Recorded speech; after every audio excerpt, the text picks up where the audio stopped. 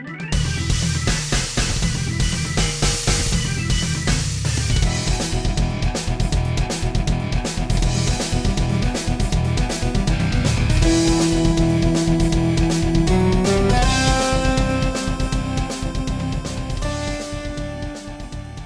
to another episode of Axe of the Blood God, an independent RPG podcast. I'm your host, Kat Bailey, and joining me as always, my lovely co-host, Nadia Oxford.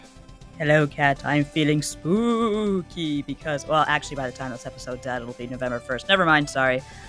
Halloween will be over. Canceled. Halloween will be over. There was one year, I think it was in grade 4, where I didn't have makeup. I was going as a rabbit, so I didn't have makeup, so I drew on my face with a magic marker, like the whiskers and the nose, and then we had picture day the next day, and that was the best thing I've ever done in my life. I am very anti-Halloween. Are you really? Are you like the Christian woman who won't hand out candy? No, it's fine. I like Halloween, but I don't like particularly wearing costumes or getting dressed up. I find it actually kind of stressful. But a lot of my friends are very into Halloween, so I just have to roll with it, unfortunately. I actually I have a good friend who came to Toronto, and we went to a Halloween thing that has set up at Casa Loma. So for all you Scart Pilgrim fans out there, I didn't go down the railing and turn to toonies, explode in a cloud of money, unfortunately. Didn't have time. Every new week is a new Scott Pilgrim reference. It's magical. And hey, it's our pal, Eric Van Allen, who also, special announcement, brand new co-host on Axe of the Blood God. Yep. Eric is joining the weekly cast of the pod full time. He'll also be on specials. And, lovely to have you, Eric. We were kind of testing you out over the past month, see how things are going, and really enjoy vibing with you. You bring an interesting dynamic. You play a lot of RPGs that we wouldn't necessarily have gotten around to, and it definitely expands our repertoire heading into 2022. I introduced chaos into this is what I bring. Yeah. I feel like the number of bloopers that y'all have had post-show now has really risen dramatically. And if that's what I'm here for. You've definitely got me laughing insanely for for at least a couple of occasions. If that's what I'm bringing, then that's what I'm bringing. But I'm happy to be here. I am the youngin'. I'm the young gun around here. Yes. So I've actually, my plan is I'm building a backlog over the winter break to hit a bunch of stuff that I, as a young child, never got to. So if y'all got some critical reading, so if y'all got some required reading, I'm gonna do my winter break homework and get to work on that. But yeah, I mean, I do tend to like the Fallout New Vegas-ies and the Vampire the Masquerades and stuff. So I'll try to bring a little bit of that energy. The janky stuff. Or you find the random indie RPG that we hadn't really been thinking about. So. Oh, yeah. I mean, hey, I've got another one this week. Oh, I'm excited. But Eric also does Normandy FM, so he's very busy. So Axe of the Blood God, Normandy FM, doing the handshake meme right now. I mean, we're doing Final Fantasy X right now over there.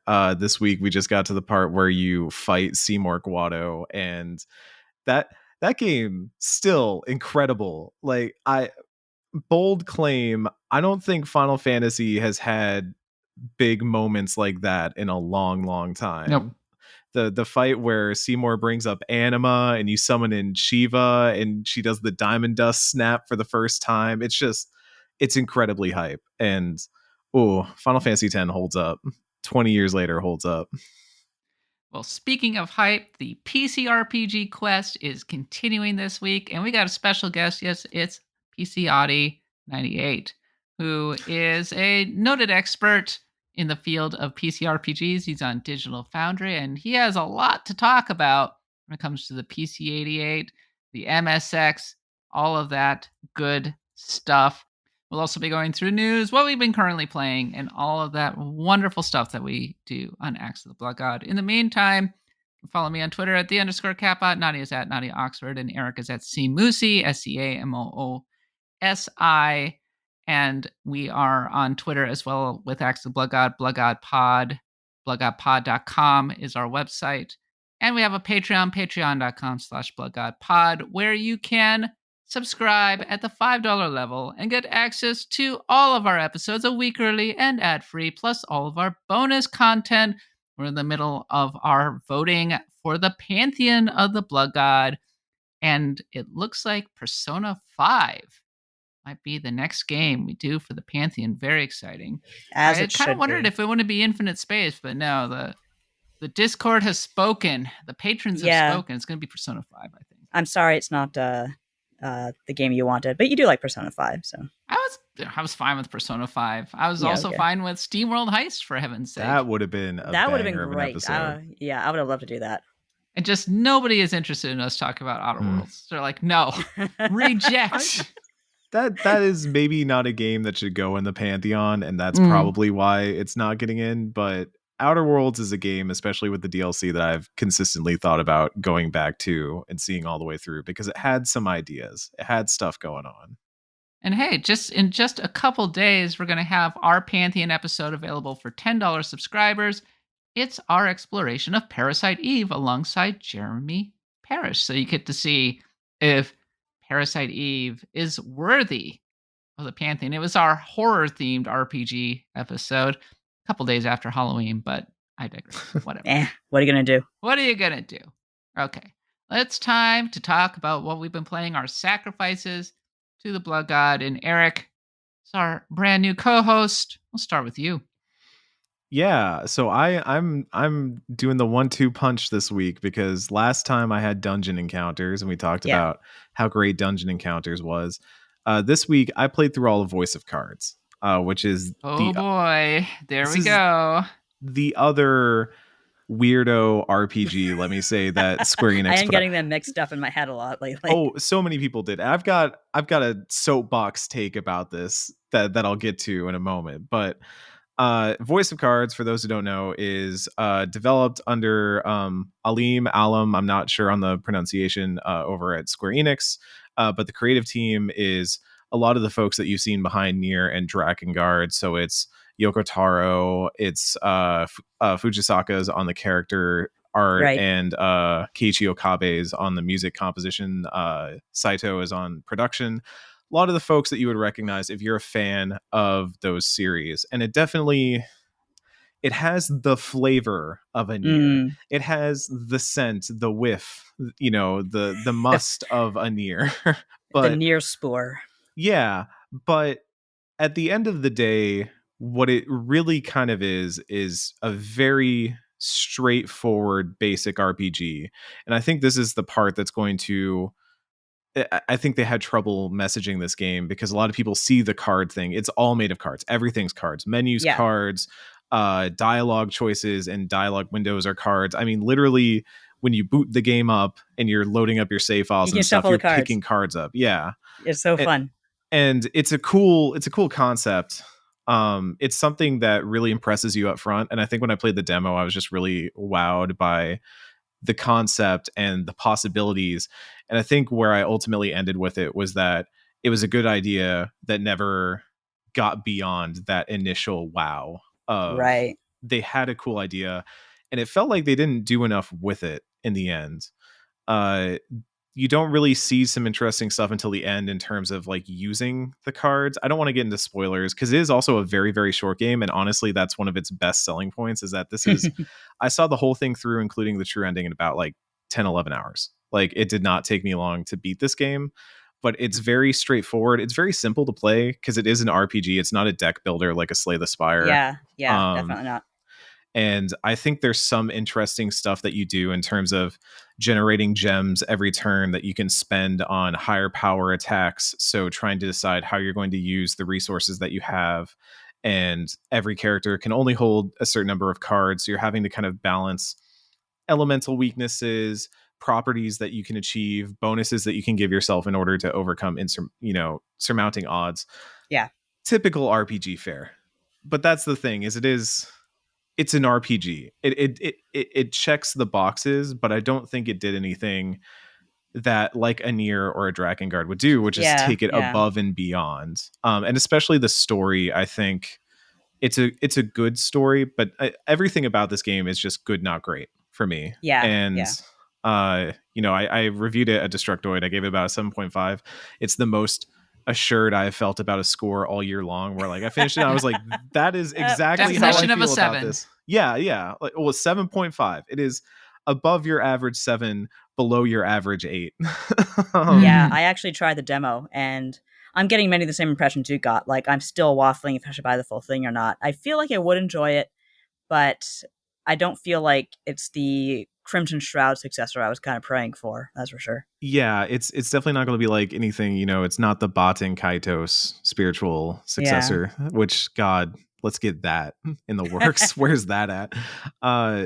But this kind of like segues into my larger thing about dungeon encounters and voice of cards, because dungeon encounters is quickly becoming one of my favorites of the year. I might try it. I might cave. Eric, you love this game. You've been talking about it like, have you talked about it 3 episodes in a row, or is that just Nintendo voice chat that you were talking about it? And NVC, I was also talking it up, but it's been one that I've been frustrated because it feels like Square's not marketing it a ton. Yeah. But it also feels like, so this month they have voice of cards and they have dungeon encounters coming out like about 2 weeks after each other. And they're just kind of being sent out. They were kind of announced and then given a release date very soon afterwards. They're both games that hail from incredible creators, but have no built-in franchise established stuff to work with. It's not like a Final Fantasy spinoff. It's just, hey, here's dungeon encounters. So my big brain thing, and I was sitting here ruminating on this the other day, is I wish Square had either put these two together or gone and got a third game, get some other creator that they've got over at Square Enix or a partner or something. So someone in the lower rooms in the dungeons, drag him out. Get another, because these games, the thing that's amazing is they're pretty small games. They're both about $25-$30. I think Voice of Cards is $29.99. I think Dungeon Encounters is $24.99, but they're both kind of in that budget range. And I think if they had come out and said, here's this package we're doing, it's called the Square Enix Labs Collection. We got 3 incredible creators to work with the studio to make something new and refreshing to the RPG genre. You can buy each of them separately, or you can get the whole volume collection together. And you're really building off this idea of, you look back at the PS1 and you had that Final Fantasy collection that had tactics and another game in it. I forgot what the other game was, but there were a couple of collections like that. Anthology, the Anthology and the Chronicles. Square used to do that, and I think that works really well, because now you can kind of go, me, Joe RPG on the street is going like, yeah, well, this looks pretty cool, and I'd be a fool not to buy the full collection. That's a value, and you can get this stuff. It's going to, like, rising tide lifts all boats, and people who want to get into this just for the Yoko Taro stuff can get that and then be like, hey, what's this dungeon encounters thing, or vice versa. I think it works a lot better. And instead, I feel like both of these are very interesting games. I clearly like one a little bit more than the other, but they're really cool things that Square Enix is doing at a time where we've got Final Fantasy 14, Final Fantasy 16 is nebulous somewhere, 7 Remake is nebulous somewhere. We're going to talk about another Square Enix RPG that just got announced in a moment, but this could have been a really cool thing for them to put out there and be like, we've been noodling on some stuff. Here's some creative things you might enjoy, like really market it towards the Switch. Because I think both of these games would, I did not play, I'm playing Dungeon Encounters on the Switch. I did not play Voice of Cards on the Switch, but I think the Switch version would be absolutely perfect. Yeah, that's what I played it on. Is great. It's perfect for that. Like get it a little bit more out there, because I think this sort of thing from Square Enix is really exciting for me, because it's them being experimental, letting their creators create something that they're really passionate about. And you can, like, even whether it's good or bad, you can tell there's passion in what's been made here, and it's exciting to play as a player. So I think they're 2 really interesting games for RPG fans that just aren't getting the push that they deserve. So that's my soapbox take for the week. No, that's a good soapbox take, because I think you're actually very right. I think that it would be. I feel like the 2 games are diminishing each other now that they've been released so close together, and they're by kind of almost independent projects by famous creators. And I think that the strength would have been to put them together as like, hey, classic legendary developers with just made some cool games for you to as you said, noodle around with. Every time I yell about Dungeon Encounters on Twitter, some new person is like, what is this? This looks amazing. I've never heard of this. And I'm like, that's why I'm doing it, because Keep someone's yelling. got to do it. That and Wildermyth are my hills that I'm dying on this year. Good hills to die on. Yeah. And on top of the good decisions I made, I also made a bad decision this week. Oh dear. Eric, why are you making bad decisions? I reinstalled Cyberpunk 2077. Womp womp. Tim Rogers' favorite game. Yeah, no, I shout haven't outs seen to those yet. shout outs to Tim Rogers. I've been working my way through his action button review, which I opened up and was like, oh wow, a 1 hour review. That's really short for Tim. Wow, I might actually get through that one night. As it turns out, as if you watch the series, that's because it's got kind of a choose your own adventure style going on, and it's much, much longer. So I'm working through it, but I'm not reinstalling it because I think I'm going to like it. I'm reinstalling it because I want to see what a year has looked like in Cyberpunk, because they've been patching it, they've been adding some free content. There's been a lot of talk about it again because the next gen versions are now pushed into 2022, along with most of the updates they have for the rest of the year. They pretty much said like everything, we're not touching Cyberpunk again until next year, which like it's the end of October. That makes sense. But it did make me curious. I played Cyberpunk at launch, bounced off it, but got pretty far into it anyways. But like literally got up to the last mission and just didn't even want to close it out because I was just done with it at that point. And part of me does just want to like start a new file and see what that game looks like on PC nowadays, because I've heard people say that it runs better, it's less buggy, it's closer to what you would envision a good version of this game looking like, but also that the problems that are in this game are maybe not necessarily patchable. They are things, right. Yeah, you would have to break this game back down to its component parts. And one direct thing I will lift from Tim here is that you have to think that like CD Projekt Red had to make Witcher 1 and Witcher 2 before they made Witcher 3. And even though I am a very big fan of The Witcher 2, I can see some of that in this game, but I'm also just it's so much game. There's so much game in it that it's so overwhelming. And I've reinstalled it, I've been messing with it, and the more I've been playing it, the more I've been thinking about how I love individual parts of it, but all those individual parts can be found better in other places. And it's just making me ruminate a lot on the state of AAA game development today. Yeah. And so maybe that's why I want to play it again, is because it just makes me think. It makes me ponder things while I'm like sitting there. Oh, great. We're doing this mission again. There's another taxi cab that I got to run off the road and take back to the AI taxi cab depot. And here's a corpo dude calling me in the middle of an emotional side mission that I'm on. And dude, why aren't you at work? Hey, yeah, my sister died. No, you should be here. I wrote that back at launch as the one thing I actually published. Shout outs to RIP US Gamer.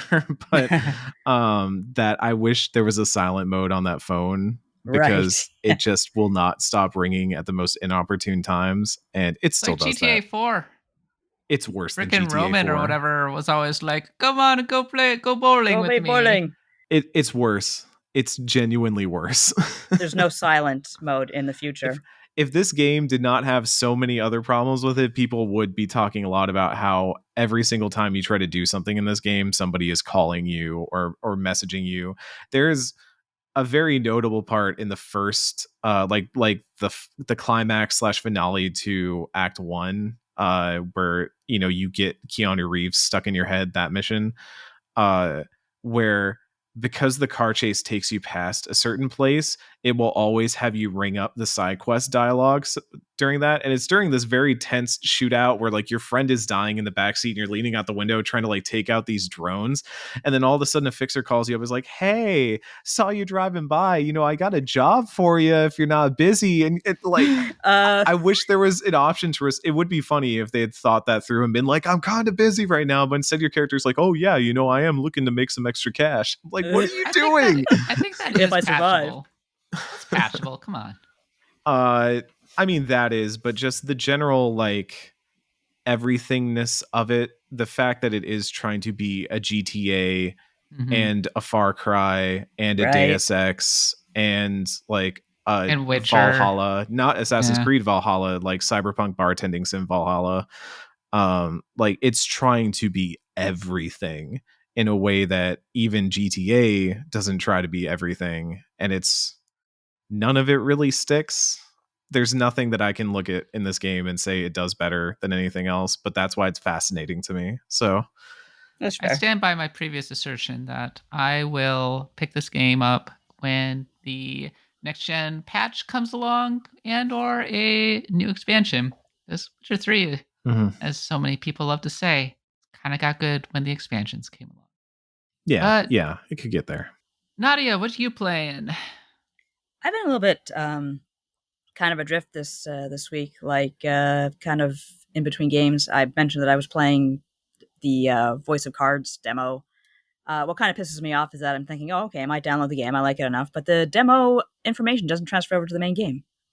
That kind of sucks. There is a reason. I mean, it's Oh. not even a spoiler. Like the demo for the game is basically like a prologue, and you don't play those characters in the main game. So Oh, okay. Oh, that's yeah, interesting. I like that. That's why it does that, and I do think that format actually works out interestingly, because those characters are still like major characters. There's a very famous RPG that y'all are gonna remember right offhand where you play it and the previous game's party is like still figures in the world Oh. that you are kind of like having to contend with, and you're like the Scrappy Doo to their Scooby Doo kind of. I know what you're talking about, but for the life of me, I can't remember the name. But I do know what you're referencing. I mean, a lot of RPGs have done stuff like that. Like, oh, here's the hero from a previous game. But in Voice of Cards, it is like the party that you play in the demo is trying to complete the same quest that your scrappy little band of miscreants is doing in Voice of Cards, and you're kind of always butting heads with them over it because they're the scions of just the Ivory Order, and they're like doing all things right and proper, and you're just like, man, I just want money, I just want cash. I want to kill the dragon and get the bounty. Scratching my crotch with my dagger, and they're over there like with their fancy robes and stuff. Yeah, that sounds so Yoko Taro. I can't stand it. It is. It is not without its charms. Yeah, no, I am definitely going to cave on that, and probably on dungeon encounters as well. But for now, I'm just doing a little bit of housekeeping. Endwalker's coming up. I am trying to make a weaver for level 80. I am trying to max out my ninja, and it's a very kind of laid back week for myself. Y'all, back on my nonsense. No, you didn't, It Kat. took so little time. It's not FIFA. Oh, okay. That's even worse somehow. It's Football Manager, isn't it? It's not Football Manager. Ooh. No. After all my complaining about Super Robot Wars T, picked up Super Robot Wars 30. I'm back, baby. This is good I'm nonsense. Back. This is good nonsense. Yeah. Y'all. How is it? It's good. It's really good. Good. It's the best Super Robot Wars I've played in years. Holy cow. I cannot believe it. Like, okay, first of all, the fact that I sprang for the premium sound version, wow. It makes such a freaking difference having the upgraded music. Because when I was playing Super Robot Wars V on the Vita, I like went through the trouble of getting a lot of the songs imported into that, but you could not do that on the Switch. So I was dealing with the kind of the basic soundtrack on the Switch version. It actually harmed the experience actively because the soundtrack wasn't as good. So I got the premium sound version on Steam. It's great. I'm playing it in 4K.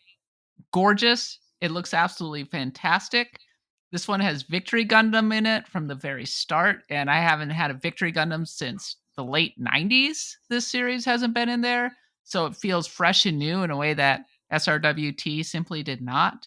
And they play around with the structure. Like, you have this big capital ship that you can upgrade, and the way you upgrade these capital ship changes things like you can earn more money from killing enemies, or you launch with more morale, or that kind of thing. So there are like some interesting decisions to be made in how you upgrade your actual battleship, and of course you can upgrade the battleship itself to attack and everything. And then also there's like an open-ended mission structure where you are like going around in an actual map and choosing the missions that you end up playing. It's very different. Okay. And I'm just going, wow, this is terrific. Like the graphics are so much better. I am a big fan of the OG units. I'm into the mission selection. It's bringing back a lot of the classic. It has a classic Super Robot Wars vibe. It feels like I'm back on the PlayStation 2. but also it's gorgeous. I'm really happy. I'm so sad that probably I'm going to have to noodle away at this game for like the next 2 years or whatever, because I got to play other games like Persona Of 5. I course. got to finish Persona 5 finally. Yes. But Super Robot Wars 30 had like an all-time peak concurrent of 17,000 on Oh, Steam wow. the other day. That's really good. That's really, excellent. really good. Yeah. It was big for a enough niche that game. we were talking about it over at IGN, and people were like going, "Oh, check out this thing," and I'm like, Cat's the ambassador. This is the most available the series has ever been in North America. Like, it was in English with V, X, and T on the Switch, but this one is like straight up. You can just go on Steam, get the English version. It's great. Strongly recommend that you do it. It's a great entry point into the series. T isn't bad either, especially if you aren't as burned out on those particular shows as I am. I was just really let down by like its incorporation of like Cowboy Bebop and everything, as I've already mentioned. I'm still noodling my way through T, by the way. I am on the second to last mission, and the second to last mission is absurd. It had me go through, I think, 3 waves of bosses. Like Oof. I beat the giant, huge, insane boss, and I was like, okay, finally finish this mission. And then another boss showed up, and I was like, oh, by the way, if a unit only gets 1 attack on this boss, and then they withdraw from the map. And so it's just like, good Lord. Okay. I mean, granted, I picked the hard route, so Still, that's a lot of work. I was just like, okay, this game, it's making me work for it, but still. So I'm in a Super Robot Wars mood, y'all. It's been giant robot mood. The series that I've been playing for 15 years, pretty much nonstop, just going straight from one game into the next. That is wow. That's what quite I've been exciting. playing. You're selling me on wanting to like finally get into this series though, because I like the big robot, but also when you started talking about battleship upgrades and being able to like kind of open an admission structure, if you got one step further and said now the robots can date and kiss, then I would be buying it on Steam right now. You would see me on camera purchasing it on Steam. Polyamorous Gundam. The fun thing about Super Robot Wars is if you like mecha anime, there's so many secrets and Easter eggs and interesting things to find, interesting paths to unlock. There's a lot to this series, actually. And this is the 30th anniversary celebration of the series. It originally came out on Game Boy in 1991, so long ago. And you just had Mazinger and Getter Robo and the original Gundam. And it seems like they're going a little bit extra with this particular entry, showing some love to this series that is now 30 years old. And you know what? I'm here for it. It's been too long. All right, let's continue on to the news. And our top story, there was a state of play. It was mostly forgettable, except, wait a minute, Square Enix, Triace, surely we're getting a new Valkyrie profile announcement. Surely we're getting, I don't know, Final Fantasy 16 or something. No, it's another Star Ocean. What am I kidding? When I saw the Triace logo, my heart jumped for you, Kat. I saw the Triace logo and I knew instantly that would be a Star Ocean game. Come on. That is never making a Valkyrie profile. Are you serious? You don't know, though. Like Star Ocean, that's another example of them resurrecting an old franchise the way they did it with ActRaiser. So I'm up for whatever they're selling here. Star Ocean just came out recently. It's not been resurrected by any stretch of the imagination. They're picking the dead body up so they can hit it better with the stick. It's like Weekend at Bernie's, but for RPGs. Yeah. They're like, it's really hard reaching down with the stick. Pick them back up so we can hit them again. I'm not really a huge Star Ocean fan, so I didn't know it was still quite active. I thought it was like a dead franchise, or Why at least like Star Ocean not Valkyrie profile? Nobody cares about Star Ocean. I know a couple people who cared, but I would have preferred a Valkyrie profile. You care about Star Ocean? Send me an email at cat@bloodgodpod.com or a DM on Twitter at @the_catpod and tell me why you love this series. Or an angry @ on Twitter, because I'm sure you're going to get a couple of those. Because when I was putting together the Pantheon, I was like, well, maybe we should stick a Star Ocean on here. And I looked at the rankings of Star Ocean. Everybody put Till the End of Time at the top of those rankings. Mm-hmm. Till the End of Time's horrible. That's not a good game. Oh, dear. It's one of the most boring RPGs I've ever played. Are you kidding me? Wow. No, I'm really not into Star Ocean. I don't know a lot about it. So that's why I said, well, I think it smells special, but I don't know if that's going to happen. Excited for that non-John Bon Jovi that's at the helm of that ship, doing It looks like his cut weird rate pose. Xenoblade. I'm sorry. It's I couldn't even tell what was really going on, and also the footage they showed was a little rough, and I thought Yeah. it was the stream at first, and then I watched it on multiple different videos and streams, and I was like, oh no, that's just the footage. Oh no, that's just footage. Yeah, I don't know. Me as a person who has only ever played the demo of Till the End of Time and was like, that was an RPG, sure, and never touched the series again, that did nothing to sell me on it being a reason to want to play the series. And I don't know. I'm happy for any Star Ocean fans who maybe have hope at this point, but I don't know. I'm going to make enemies with the Star Ocean subreddit now. Well, who knows? This whole other than Eric, you and I weren't really big into Tales, and all of a sudden it's like, hey, Tales is actually pretty cool. Maybe this will be the same thing with Star Ocean. Tales was always better than Star Ocean. Okay. Now you're speaking my language, but it was Vesperia and Tales of Destiny always immediately better than Star Ocean. By the way, go listen to our Tales rankings over on the free feed. Okay, so there is a Star Ocean subreddit. There are 4,000 members and 45 are online right now. So there are 4,000 people who care enough about Star Ocean to actually go into the subreddit. To yell about it online. Guess how many comments the video for Star Ocean 6 got? 18. 6? I'm guessing 3. 18. The answer is 3. Wow. Really? 3 people were very excited about Star Ocean 6. I would think it would get more of a reception than that. People seem to be like, oh boy, Star Ocean, that's kind of cool. It's in the weirdest place as an RPG, though, and I feel like we're at this stage where a lot of like storied RPG franchises are going to have to start sinking or floating. Like you've got to be able to jump into this new age of action RPG and big production budget RPG that's coming around, or jump back to the HD 2D stuff. It's going to be one or the other. So okay, so I lied. It had 98 comments. I was looking at a different one. Oh, okay. You had me wondering for a second there, Kat. I was like, oh, that's grim. I mean, that's very grim. Top comment: I can't believe it's 6 years since the last Tri-Ace console game. Hopefully this turns out good with great sales and will make it possible for Tri-Ace to return to its former glory and finally make Valkyrie Profile 3 Harist. See, I like this person. Okay, yeah, now we're talking. So, a lot of people want Valkyrie Profile. And everybody's really mad because it's also coming out on Xbox and PC. Because people are weird. I have never understood really that thing. Console wars are over, y'all. Like, who cares? Play video games.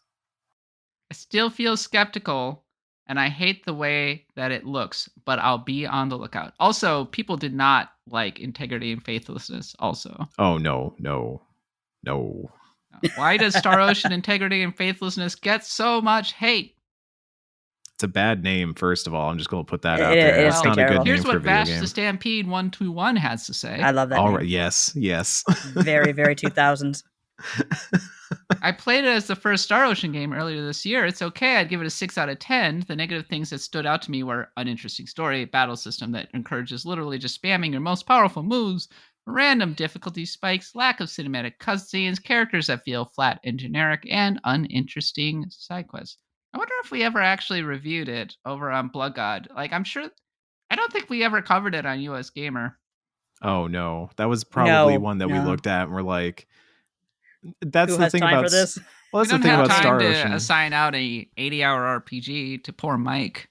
Yeah, we've got like 4 people at any given time who can review a game, and they're all already busy with like 12 other games. So. Well, hey, like Star Ocean has redeeming qualities. I will never, cheer against a fan base that's on hard times. I'm a Tales fan. I've been there. Now I am basking in the glow. Oh, poor Nadia. But it's, everybody wants the underdog story. So maybe this is the underdog story. I'm just going to say they maybe got to work on that dude's look, because all I can think about is that dude doing that weird like power stance pose behind that little girl that was piloting the ship. And he's just the weirdest looking Bon Jovi dude. It's Mike Williams on Twitter called him like Bon Jovi, and I haven't been able to unsee it since. Star Ocean. It's coming out. Divine Force. It looks maybe best case scenario. It's kind of an Ease 8 situation, which hey, Ease 8 was good, right? Yeah, Everybody it was loves great. Ease 8. It looks a little bit like that. So fingers crossed. I hope it's good, but also I wish they had made Valkyrie Profile instead. That's fair. Okay, We can have both. We can have both assumptions. let's continue on in the news. Next item, Shoji Meguro has left Atlas, but it's okay because Shoji Meguro is going to continue to freelance. He just wants to go work on indie games as well. Spread the love. I think that's pretty cool because I mean he's one of the best in the industry, and I think it's actually awesome that he gets to spread his ideas across, break out of the persona barrier. I agree. I love Shoji Mhm. Meguro's music. He has a distinct style, a lot of fun. Maybe a big reason that we are picking up Persona 5 for the next Pantheon, which, by the way, if you haven't gone vote, go over to our Patreon, patreon.com/bloodgodpod, and go vote there. It's open to all patrons from $1 and above. Maybe you can go vote for Infinite Space. Put Infinite Space over the top, but Do it. I think I remember, what's it, a hard drive headline along the lines of gamer discovers they don't actually love jazz, they just love Persona 5. So there you go. I thought you were gonna say gamer goes to real life Tokyo and is like, wow, this does look just like Persona 5. Goes to Shibuya. Yeah. Y'all, people are really mad about the N64 emulation on Nintendo Switch. We talked about it ad nauseum over in Nintendo Voice Chat. You should go check that out. I'm also on that podcast. And you know what? It's pretty bad. Ocarina of Time, not great. Mario 64, pretty bad. But you know what is okay? Star Fox 64. Star Fox 64 is fine. I was actually looking that up. Like, does it run okay? Really interesting. Was So for me. It's a game by game thing seems to be the issue. So I was talking to Pear, and Pear apparently has like 4 or 5 like N64s just floating around his house for reasons I can't discern. Why not? I was like, I might buy one of those from you just to see how I feel about it, because I would love to play Mario 64 as it was, because it's just never felt quite right. Mm-hmm. I agree. On any other platform. It's too bad. But Star Fox 64, and maybe like if I played Star Fox 64 on a proper N64, I'd be like, oh my god, I cannot believe how much better this feels than it did on like my PC or whatever. Yeah. In the meantime, we don't really care about the N64 around here. You should go listen to our console RPG quest about it, because there are like no RPGs on it. There are like 3 total. No, Quest 64 doesn't count. Go listen. Oh, what? No Quest 64 content? We did talk about Ogre Battle 64, but not enough, honestly. We should get Wah back on here. Yeah. Yeah, we should have another episode with Wah. Wah, I'm going to make a deal with you. You sign up again at the $100 level. We'll do a full Ogre Battle 64 deep dive with you. Okay? Come on, we're doing you a favor here. Doing Offers you a on the solid. table. Valexia is next up on here, though. So very exciting. Okay, but yeah, the Genesis is fine for the most part. I was playing Sonic 2 on it and having a good time. And also it has some good games for RPG fans, including Phantasy Star 4 and Shining Force. I'm sure that we'll be getting to at least Shining Force at some point. I have not tried Shining Force for a very, very long time. I know I played it back when emulation was new and hot, and I was like, oh, I'm going to make up for all the Genesis games I missed. But I don't recall liking it very much, but I might get another try. A lot of people love Shining Force. The graphics are great. Graphics are great. It's beautiful. Yeah. It's a lot like Fire Emblem, but maybe better. Maybe. Oh, maybe. Uh-oh. Displeased sounds from Eric. Yeah, no, this is now I'm going to put it on the backlog list, so that way if I'm going to beef so with knowledge and logic. I think that's fair. The Final Fantasy V Pixel Remaster is coming to iOS and I assume Steam on November 10th. Mm-hmm. Nadia puts in the note, please, please, please, at least give us controller support Square. I know you won't, but please. I'll just play it on Steam. Yeah, just play it on Steam. I don't want to do that, though. Like, I don't like playing against my computer, so I want to play them on my iPad if I can't play them on my Switch. Steam Deck. That's where it's at. Yeah. Yeah, there you go. Not here and probably never coming anytime soon. Yeah. And so I'm just kind of sitting there playing Final Fantasy IV on my iPad with the stupidest control setups ever, because I can't just put in a controller like a normal human being. No, I got to do their tap, tap, tap, or use their stupid virtual control stick, which is terrible. That is ridiculous. I mean, come on. It's 2021. They have Yeah. Bluetooth controller support for freaking Fantasian. Come Mhm. on. I can hook up my PlayStation 5 controller to pretty much anything, and you're not letting me do that. You evil, evil people. And finally, The Witcher Season 2 trailer is out. It's coming December 17th. Merry Christmas. Here's a crapload of blood and guts. Henry Cavill is still perfect Geralt, and Jaskier made new friends in jail. Yen stands. We're living. We're feasting. It's a good Yep. time. I thought she died at the end of Season 1. What? No, you can't kill Yen. She only gets No. stronger. Yeah, this is exciting. I'm a book reader, and so but by book reader I mean I've read the first book, and now we're getting into the second book, and I'm now having to be like, okay, I'm gonna have to read this book before the series comes out. But I'm hearing from folks that have read this series that it looks like season 2 is going to start taking some liberties and doing makes sense. like season 1 definitely took liberties in Season some 1 regards. took a ton of liberties. But I mean, this one looks like it's taking some like large plot liberties, which, you know, the whole Fringilla thing was not really that. a thing in the books. Right. But I think there is a difference between, like, you know, it seems like they are really taking some steps. And again, I have not read the book myself, so I'm just reading reactions from people who have read the book. So I'm interested to see where this goes. Because obviously, like, hopefully Netflix keeps this going for longer than the 3 seasons they normally do. And I would love to see this eventually catch up to the games, if only because then they have to explain the whole Geralt has amnesia thing, which is just the weirdest plot thing in the world. But like I said, Witcher 2, like, you know, Wild Hunt is good. Okay, we have all sung the praises of Witcher 3 Wild Hunt. We don't need to go out of our way to do so again. Great video game, one of the top RPGs of the last generation. It's good. Witcher 2 also has a very, very good plot that I think could really work well in a TV setting, and I would love for them to get there because it did not get the praise it deserved at the time. So Assassins of Kings.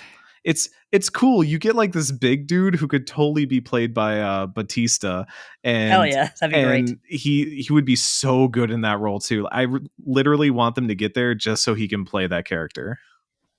He'd probably ask too much for a Netflix thing. Like, he'd be great for the role, though. He's in tons of stuff, though. I mean, he's in a lot of big stuff like Dune and all that, but I'm sure like he'd sign up for something like that. He'd probably enjoy that. I can imagine him being a Witcher head. And Netflix has Netflix money. Come on. Like, does it ever? Yeah. Well, I made a wonderful decision, decided to actually review Witcher Season 2 on IGN, so you can look forward to my takes on it relatively soon, I think. God, it's going to be December before we know it. But yeah, we're looking forward to it. And if you want to go hear us talk about The Witcher, we did an entire watch of Season 1 right when the Patreon started back in January. So go check it out. All right, that is all the news and what we've been playing. It's time now for the PC RPG Quest. Don't go away. What does that get you today? You need more than that for a letter. Old school rampacks are much better. Hey, 16K. What does that get you today?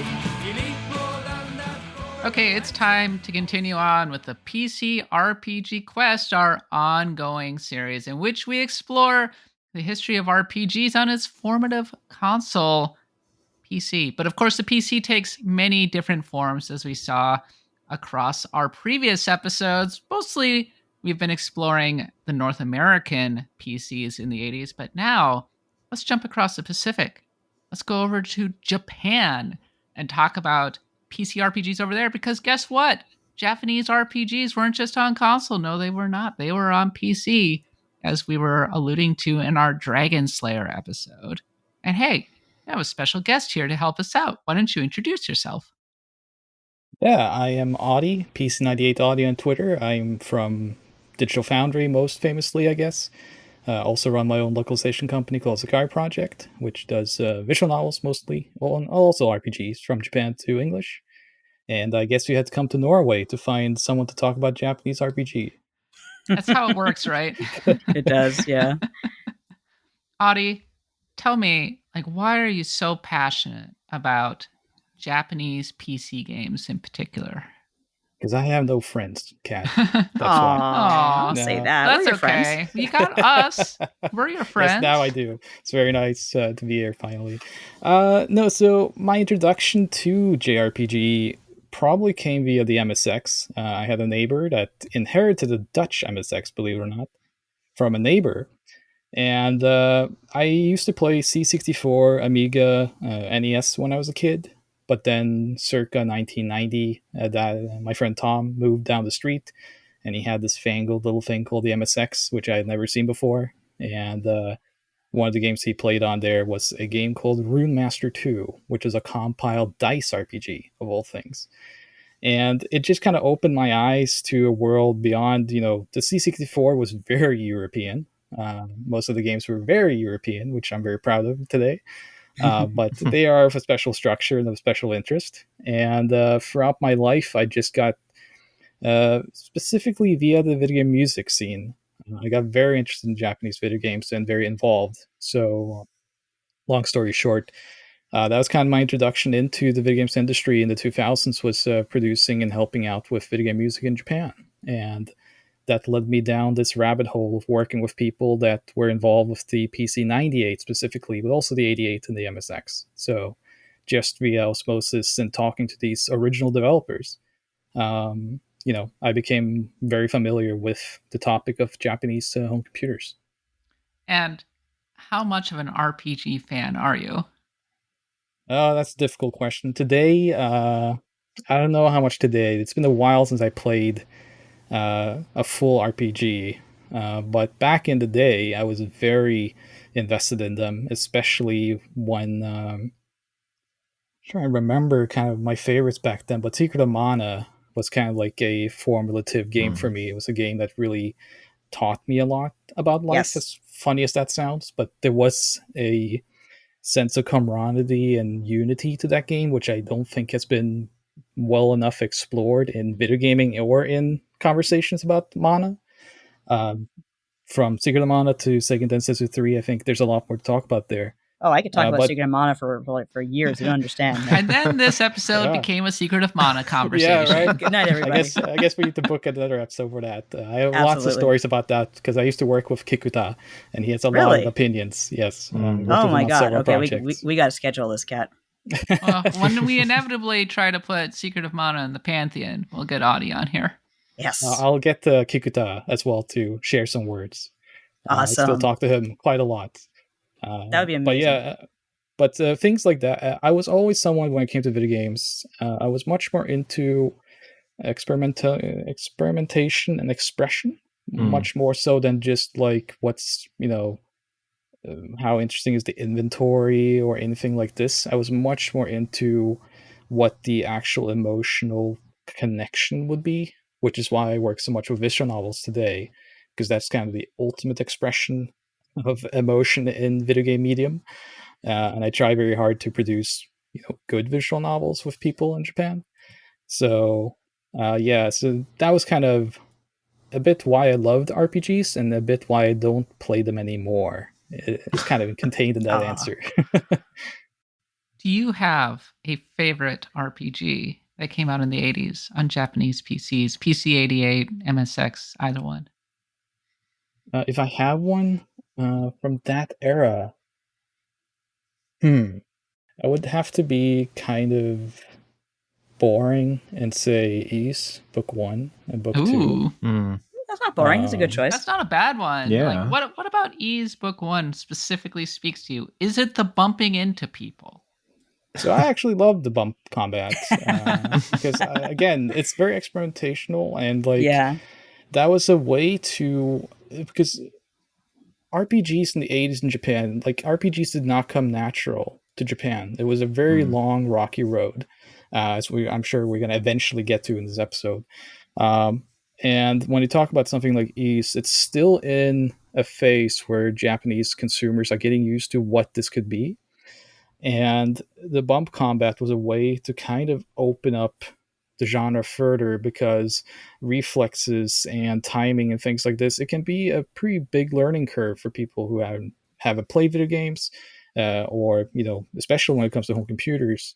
The clientele wasn't young children with superhuman reflexes still.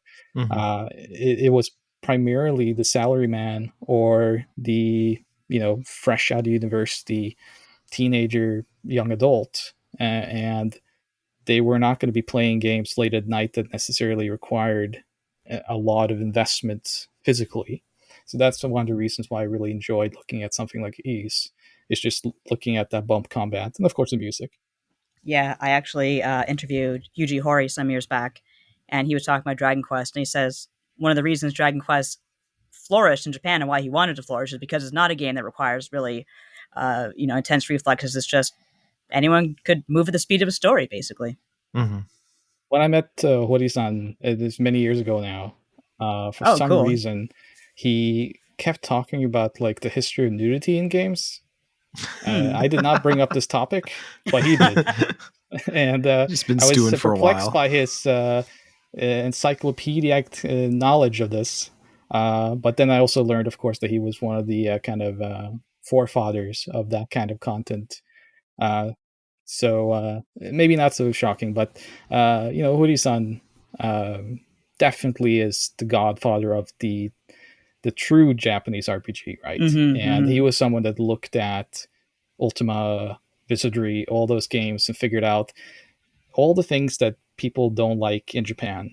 Like all the things they don't like about the RPG, let's just strip that out Yeah. and let's contain it in a much more simple package and taking out the fundamentals of what RPGs actually are when you look at them from like a Mhm. D&D nature, right? Yeah.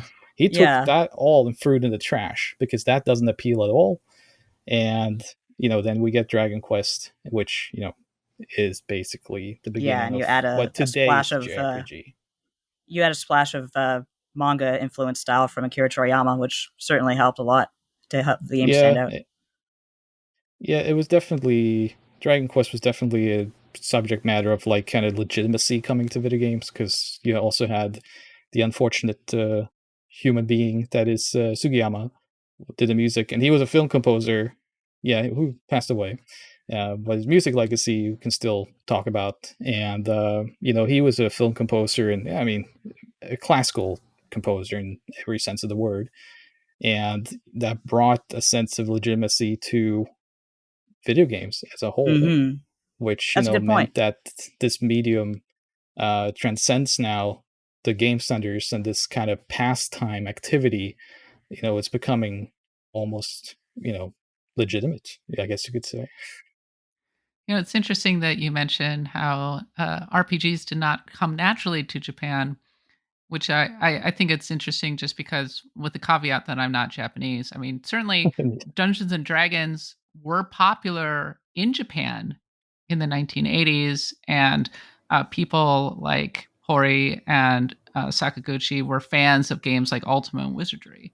But I'm surprised that a RPG tradition did not evolve kind of independently in, say, the 1970s in the same way that it did in North America.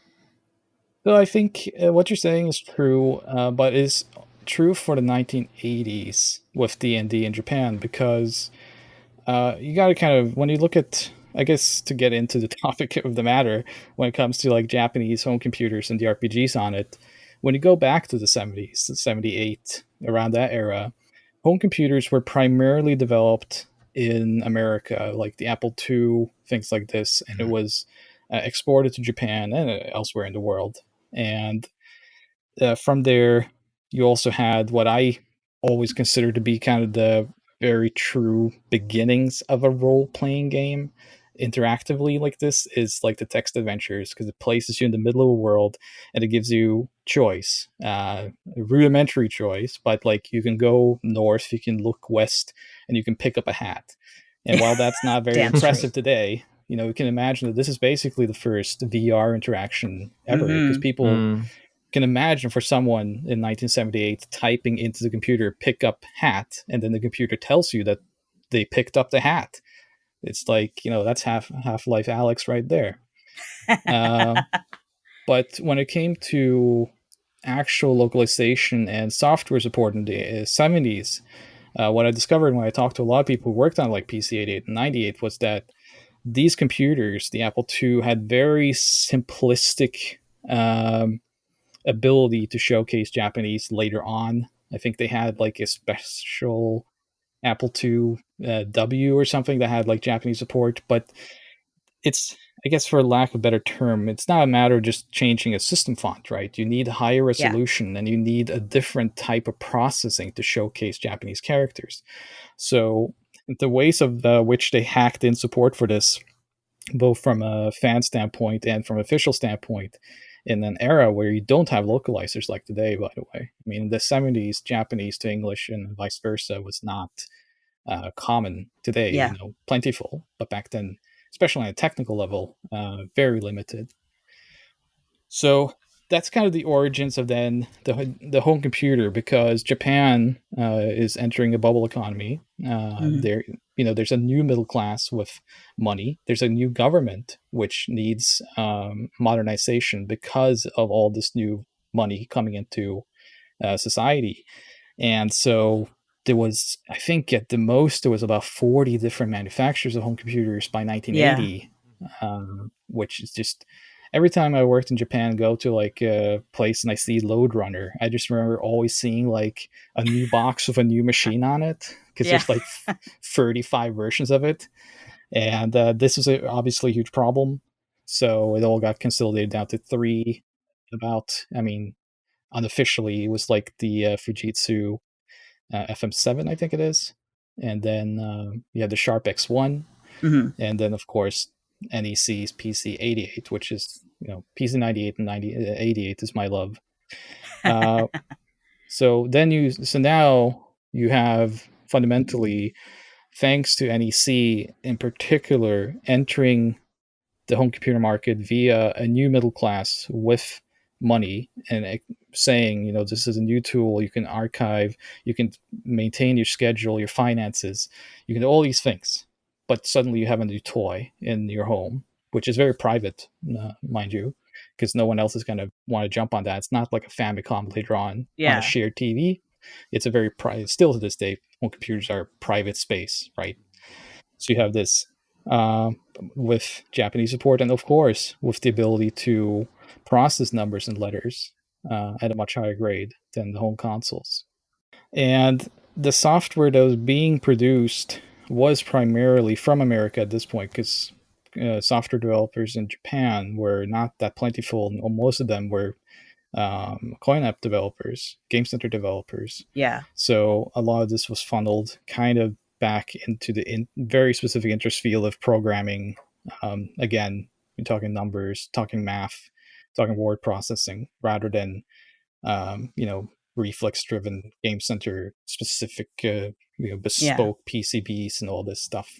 So it falls kind of natural. What didn't fall natural though was the RPG, because that was kind of, when you think about it, text adventures, RPGs, that's the natural platform or natural software for this platform, because it is all numbers and it is all stats, which is being processed better on the computer faster. But when you talked about D&D, I remember I spoke to, I'm trying to draw the name from the top of my head and I'm terrible with names. I know what my name is. Hank Rogers. Well, what's Hank my Rogers. name? A cat. And there also is a cat on one of your cameras I saw. So yes. There are many cats on this podcast. At least 2. They sneak in and out. Great. I love animals. But yeah, Hank Rogers. I met with Hank Rogers a few years ago, many years ago now. And I remember, and Hank is, do you guys know who Hank Rogers is? Oh, yeah. Yep. Worked on bulletproof software, helped sell Tetris to the world. Yes. Yeah. Mm-hmm. That is what he's most famous for. It helped bring RPGs to Japan, and so to some degree. That's right, yeah. Exactly, because Hank, from what I recall, when I talked to him, I think he said he ended up in Japan by fluke. I think he was just like in love with someone that went there or something. Like he really went there just on a whim with no reason, and ended up being there for most of his young life. I always wondered how he ended up doing all that stuff in Japan. Like, why would a guy named Hank be so I don't remember involved in Japanese RPGs? He was I best don't pals remember with anyone what he Yamauchi told too. me. You would play Go with him and drink Yeah, yeah. whiskey. Well, if you could Uh, match Yamauchi drink for drink while playing Go with him, like, you're probably God and should be in charge of everything. There's a good story in Game Over about how I think it was Hank Rogers gave him an actual Yamauchi an actual NES controller, and Yamauchi was like, "Well, what do I do with this thing? I don't actually want to play right. this thing. Come on." Ew. And if you meet Hank, I mean, it's clear why, because he's super charming and friendly. I mean, he is a legitimate nice person. He lives in Even Hawaii. though He's living his best life. I hope so. It's been so many years since I spoke with him, and I met him like twice, I think. But I do remember we talked about this specific topic because he is very important to the topic. Because he went to Japan on a whim, and one of his favorite hobbies was playing D&D, like real life D&D with his friends. He went to Japan and was like, "Where do I find people playing D&D here?" And he couldn't find them because Ah, no one played it. Circa, I think he went there in 79, 1980, and it really was not a thing in Japan yet. He did, I think eventually, I think he told me he found people like in Osaka, and people from Okinawa would know it because of the military. The right. American military had like stations around there. But in Tokyo and those surrounding areas, it was extremely hard to find people, A, that knew about it, and then B, if they knew about it, they always had this like weird impression of D&D as like, oh, that's like the people that's like sitting by themselves together in the dark room pretending to be other people. It's like, That's are you pretty much talking how about it is. Yeah, those? yeah. Yeah, which is what it is in essence. But in Japan, it just, I wouldn't say criminal, but by that time, the few people I've heard about it, I think I'd heard about it in like gossip magazines or something as like this nerdy pastime from America where people pretend to be someone else. And, it should be noted that, Japan, very much up until the 1980s, was still a nation of rebuilding itself. And Yes. everyone had a place. As a citizen, you had a place and you had the identity of, a worker, um, a, um, a boss, whatever you had. And so the concept of escapism, while today I think one of Japan's kind of issues somewhat in the A little. society, escapism in 1980 was not based around role playing escapism as it is today and would become throughout the 80s. It was you had a set role, and the idea of wanting to pretend to be someone else didn't fall as naturally. It's not that they don't have anything like that, but from the concept of D&D, that wasn't natural. That was something Yeah. that kind of, with the video games like Ultima and Wizardry, which was kind of the only software in 1980 as the new machines were coming out, that was kind of the only thing you can localize because it's the only big stuff being produced while they were waiting on their own software houses to start up for this very new venture. And while Ultima and Wizardry is popular and remain popular in history, I always felt like when I look at what the results are of that popularity from Japanese developers and from speaking with them as well, I always tend to hear more about what they didn't like and kind of took out when they made their own software rather than Right. like what was in Right. the early editions. Interesting. So I'm always like, it's not that they didn't like it. That's me being a little bit funny, maybe, but like, it is always like they were looking from it from a completely different perspective because an American developer, European developer would look at this and be like, well, you're the main character and you're building yourself up and Yes. you are you're the one stepping into this world. So it's you. And that's one of the first things I think Japanese um, developers took away was the sense of like ambiguity around who you are. That was very Right. set in stone in the Japanese role playing games, especially early on. It's like, no, you're a Jeffrey, and you are this person that's going to save this thing and find the treasure on, Panorama Island or Yeah. And whatever. P.S. Your Like, family's dead. That's so funny because on YouTube, I don't know if it's still there. There's this home video from like 1979, 1980 or something like that of a bunch of kids basically pretending to be Gundams or reenacting a scene yeah. from Mm. the original Mobile Suit Gundam. And it's so great, and I'm not saying that filmmaking wasn't a thing or amateur filmmaking, but there was definitely an element of escapism there, right? It speaks to how anime in Yeah. particular was taking off in the 1970s, and fandom was Mhm. becoming such a thing around this time. But It's the that's, difference between like a created character that you've made Mm. whole cloth, like imaginative, versus like something that's already been written and that you're stepping into the shoes of. Yeah, And Yeah. going all the way Exactly. back, when I think about those old RPGs, that's the difference, the branch that I see, along with like Dai kind of getting cut out somewhere in the mix too. And also, I mean, children in that sense, watching Tokusatsu or Gundam or whatever, pretending to be Kamen Rider, yeah, there is a form of escapism, but it also has to do with kind of like the childlike freedom that like you're still figuring out how to express yourself, so you're just trying anything, right? Yeah. Whereas these RPGs, especially on the early days of home computer, you're mostly talking about the age group of like 25 to 45, who probably is, maybe they still would like to go around pretend they were Gundams. I'm sure they did, but I guess in society, like that, there wasn't space for that yet. I'm sure there is today, and so that form of expressionism, like I do think you see more of it eventually again as things change. But in those early days, when you look at the first few examples, I talked about Tank Rogers, and he was there. And when he couldn't find D&D players, what he decided to do was he made one of the very first RPGs on the PC-88. He made a game called Black Onyx. I blanked Yes. out. Black Onyx. I think that's what his name is. I never played it, but I I think know so. I that think it's we covered it in one of our RPG oh, quests. great. Yeah, Yeah. yeah. And that's Hank Rogers desperately trying people to discover RPGs so he can play D&D with them. That's all it is. That's But it's so actually funny. good. I mean, he's a very creative guy, but it is still it's too strict to the RPG, like American RPG sensibilities. So I do, I know that it got some success, but it was a very contained success on the home computer platform. And then from that little success, I would say that he inspired other people to try their hand on it. But then you start seeing much more experimental stuff from his. I think that was in 83 though, and there are examples before this too. You have Falcom eventually comes on the table, and they Yeah. do Panorama Atoll.